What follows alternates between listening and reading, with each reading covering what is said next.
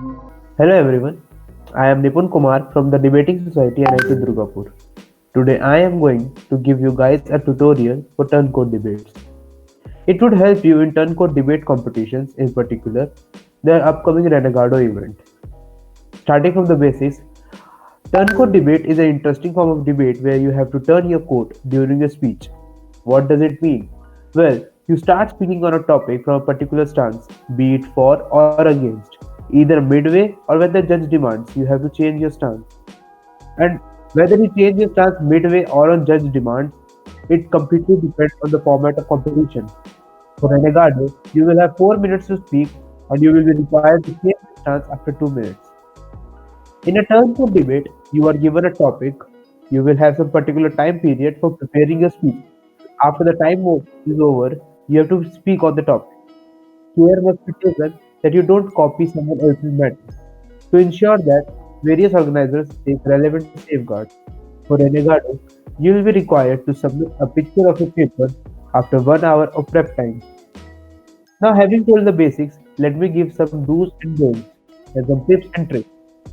So, firstly, try to explore maximum aspects of the topic for gathering material for speech.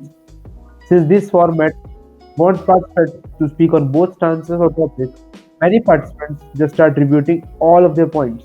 This sounds foolish and you should avoid overdoing it. However, it is not completely prohibited too. In fact, many judges admire this approach.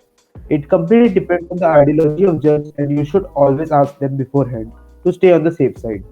For Renegado, there is generally no complete ban, but try to keep it subtle.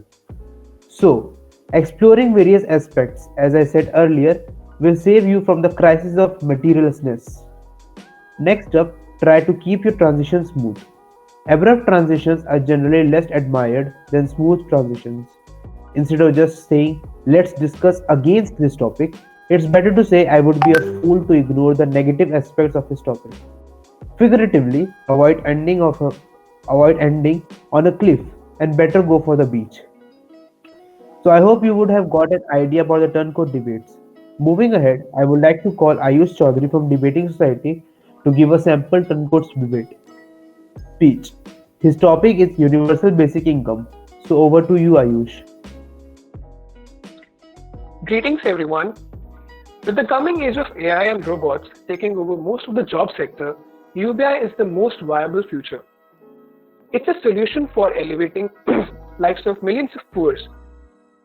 It will remove the poverty trap from a traditional welfare system where schemes do not actually reach the grassroots level.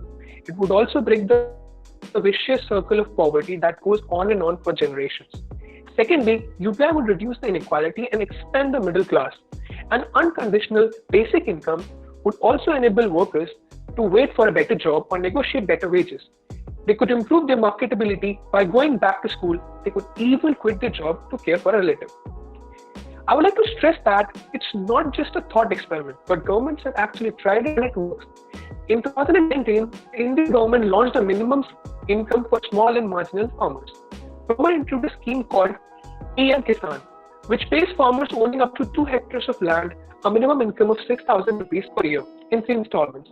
According to the information available at PM Kisan website, it has a reach of around 74 million beneficiaries.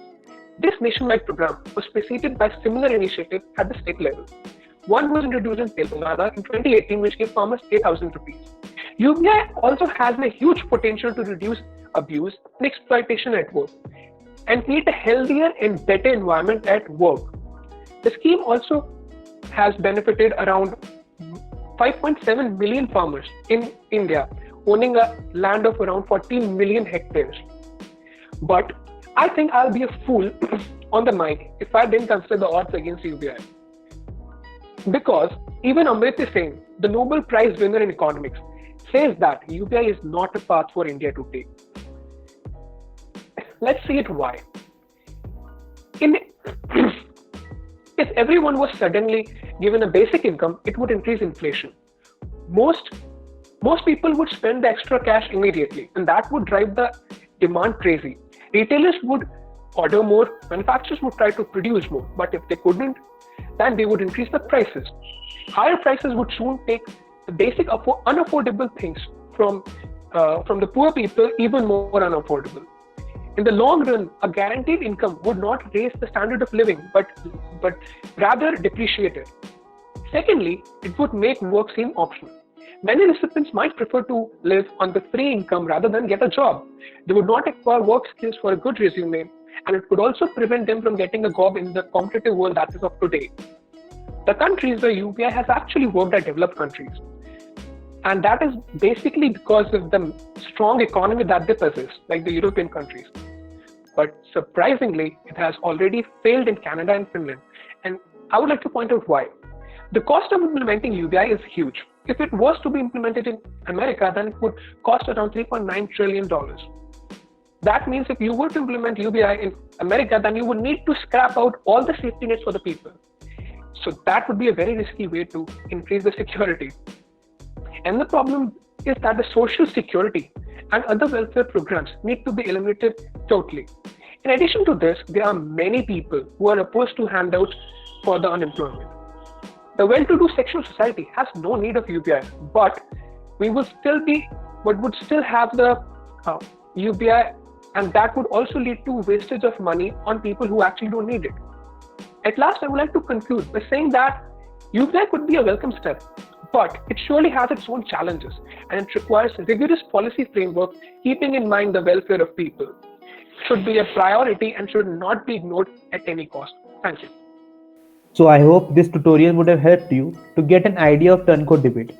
If you are still unclear, check up on YouTube or be free to ask anyone from Debating Society and IT Durgapur. That's all from our side from now. Signing off, adios and keep debating.